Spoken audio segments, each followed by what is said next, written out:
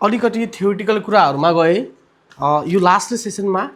what do you mean by company छ company भनेको के हो यो पालि आउन सक्छ विचार गर्नु होला write any two features of company कम्पनीको विशेषता के हुन् यसलाई पनि हेर्नु होला मैले तपाईहरुको लागि यहाँ सेन्ड गरिदिएको छु त्यो हेर्न सक्नुहुन्छ mention any two advantages of public कम्पनीको एडभान्टेजेस पनि हेर्नु होला आउन सक्छ यो पालि एक्जाममा difference between public and private company हो यो क्वेसन अझै इम्पोर्टेन्ट छ पब्लिक र प्राइभेट कम्पनीको डिफरेन्सियल हेर्नु होला write any two features of private company यो आउन सक्छ एक्जाममा two features of private company अनि एउटा अर्को क्वेसन छ what is MOA memorandum of associate भनेर छ यो आयो भने MOA stand for memorandum of associate भनेर चाहिँ लेख्नु होला जसरी यो देशलाई चलाउन संविधानको आवश्यकता विधि नियम कानुन चाहिन्छ त्यसैगरी कम्पनीलाई चलाउन पनि चाहिँ चाहिन्छ भनेर चाहिँ लेख्नु होला एओए छ एओए आउन सक्छ write about the prospect and its content भनेर छ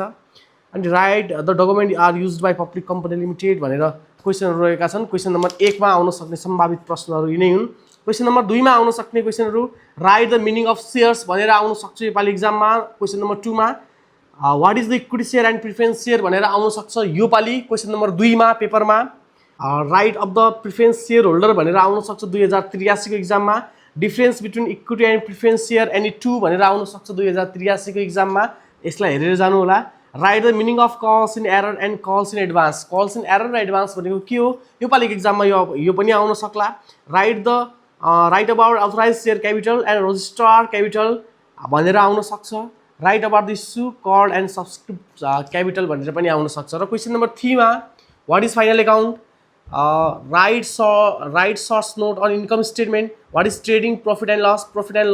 लस एप्रोप्रिएसन अकाउन्ट भनेर आउन सक्छ माथिको मध्ये कुनै एक आउन सक्छन् write the meaning of balance sheet भनेर आउन सक्ला करेन्ट लायबिलिटी भनेको के हो भनेर आउन सक्ला लिस्ट फिक्टिसियस एसेट्स भनेको के हुन् आउन सक्ला write the meaning of current asset and fix asset current र फिक्स एसेट भनेको के हो यो आउन सक्ला write the meaning of financial statement भनेर आउन सक्ला यो हाम्रै बुक हो गुल्लक क्लास 11 बाट बनाएको बुक हो what is the statement of retained earning आउन सक्ला एनएफआरएस को फुल फर्म भनेर आउन सक्ला यसलाई विचार गर्नु होला क्वेसन नम्बर 4 मा define the service and process costing भनेर आउन सक्ला डिफाइन कस्ट एकाउन्टिङ भनेर आउन सक्ला mention any to importance of cost accounting भनेर 2083 को एक्जाममा आउन सक्ला भोलि हुने एक्जाममा है what is batch costing and job costing आउन सक्ला write the function of cost accounting आउन सक्ला what is the fixed cost and variable cost आउन सक्ला what is semi variable cost आउन सक्छ क्वेसन नम्बर 4 मा क्वेसन नम्बर 5 मा give the meaning of material control आउन सक्छ what do you mean by bin card आउन सक्ला state any two needs and objective of material control आउन सक्ला write about codification of material आउन सक्ला write the meaning of purchase order आउन सक्ला खरिद अर्डर है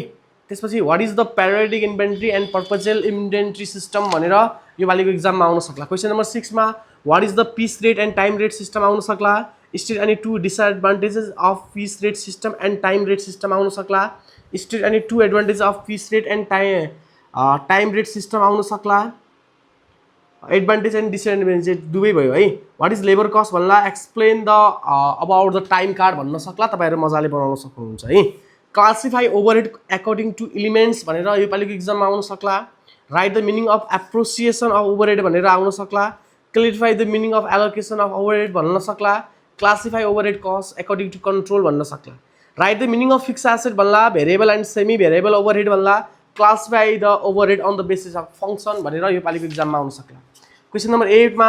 state any to importance of computer system in accounting आउन सक्ला